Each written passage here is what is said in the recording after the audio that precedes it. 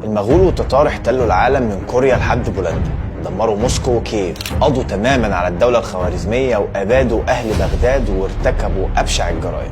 احتلوا الشام ونهبوا وأذلوا حكامه وخوفوا العالم كله، ومصر هي اللي كان عليها الدور في طريق استيلاء المغول على العالم كله، وبسقوطها كانت هتكون نهاية العالم الإسلامي. وبعد 16 يوم بس من الاستيلاء على حلب اتجهوا على دمشق واستولوا عليها ونهبوها وأبادوا أهلها حتى انتشرت الجثث في الشوارع كالكلاب. واستولى المغول على كل بلاد الشام لحد غزة ما عدا الإمارات الصليبية هنا، وما تبقاش للمسلمين غير الديار المصرية بس يهربوا ليها ويستنجدوا بيها، وكانت آخر حصن للمسلمين والعالم حتى. الأمة الإسلامية ممزقة وكمان في أراضي منها محتلة، وكمان جت الحملة الصليبية السبعة من فرنسا بتحاول الهجوم على مصر لكنها هزمت في معركة المنصورة الشهيرة. طريق هولاكو كان سالك، في كام شهر قدر يستولى على بلاد الشام كلها. بلاد الشام كان بيحكمها بقايا الأيوبيين، وبعد ما استولى التتار على بلاد الشام وارتكبوا فيها الجرائم والفظائع بعت حاكم حلب الناصر يوسف رسالة إلى مصر يستنجد بعسكرها الظاهر بيبرس. طبعا بعد ما الأمراء الأيوبيين هنا سمعوا بوحشية التتار وقوتهم وسقوط الخلافة العباسية، قليل منهم اللي حارب لكن كتير منهم سلم واستسلم.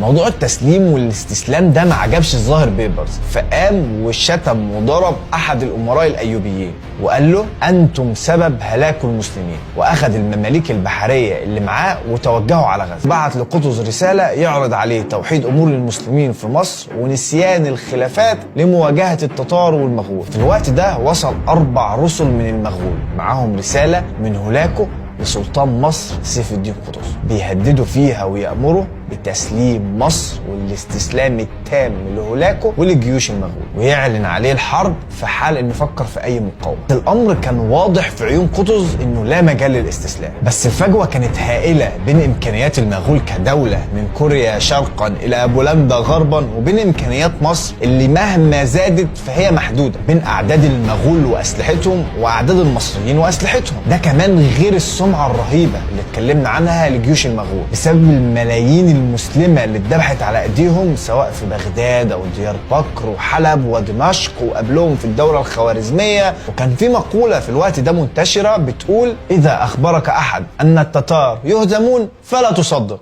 لان جيوش التتار او المغول يعني ما خسروش ولا معركة، لا قصاد الجيوش المسلمة الخوارزمية ولا العباسية ولا حتى قصاد الجيوش الاوروبية، وكل اللي حاربوهم اتهزموا هزائم ساحقة. المغول زي ما اجتاحوا بغداد فهم اجتاحوا موسكو وكييف ومدن اوروبيه تانية ومحدش قدر يقف في وشهم. كل التراكمات دي خلت قاده الجيش والامراء انهم يترددوا في قبول اللي قطز الله يرحمه كان شايفه امر واضح جدا وما فيهوش تردد، الا وهو الاعداد الجيد ومحاربه المغول. واغلبهم كان بيفكر في التسليم والاستسلام لانه الحل السهل من خوفهم من اللي حصل لدمشق وحلب وبغداد وقبلهم كتير. قطز لمح في عيونهم الخوف واللخلخه، راح قال لهم الكلمتين دول: يا امراء المسلمين لكم زمان تاكلون من بيت المال وأنتم للغزاة كارهون، وأنا متوجه، فمن اختار الجهاد يصحبني ومن لم يختر ذلك يرجع إلى بيته، وإن الله مطلع عليه، وخطيئة حريم المسلمين في رقاب المتأخرين عن القتال. يا أمراء المسلمين من للإسلام إن لم نكن نحن. كلام سيف الدين قطز أثر في الأمراء وقادة الجند.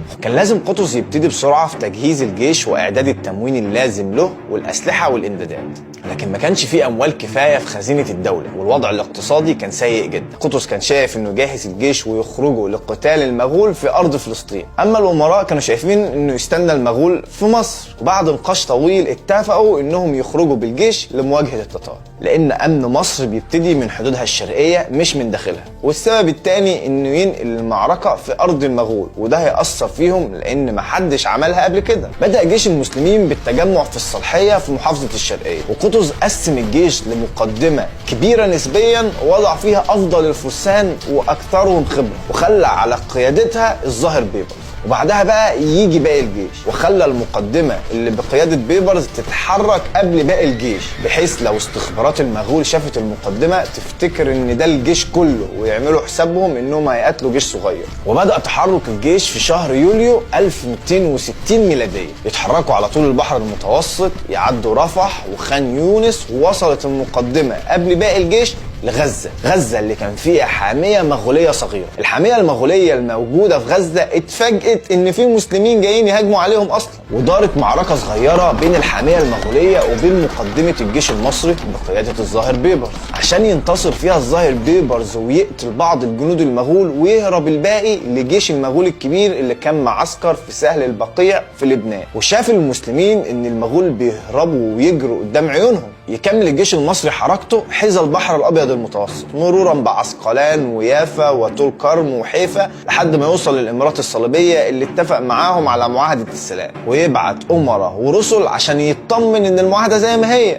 وبعد ما اطمن الطرفين ان كله تمام يتجه من عكا للجنوب الشرقي عشان يدور على مكان كويس لقتال المغول. يقرر كاتبه وقياداته التحرك من سهل البقيع والتوجه لقتال المسلمين. في الوقت ده يختار قطز التوجه لسهل عين جالوت لملاقاة جيوش المغول. وليه اختار قطز المكان ده بالذات؟ سهل عين جالوت هو ارض منبسطة، التلال بتحوطها من كل جنب الا الجنب الشمالي مفتوح زي حدوة الحصان كده، والتلال المحيطة بسهل عين جالوت مليانة شجر ونباتات يقدر الجيش المصري يستخبى ويعمل كمائن للجيش المغولي فيها. بينما قطز بيجهز جيشه للمعركة ينضم له الالاف المتطوعين من فلسطين ومن بلاد الشام للانضمام لجيشه. وقبل يوم واحد من المعركة قدام جيش اكبر امبراطورية في العالم ومع التجهيز الاخير يجي راجل من اهل الشام محمل برسائل مهمة من صارم الدين ايبك لسيف الدين قطز. محتوى الرسالة 3 نقط اهم من بعض.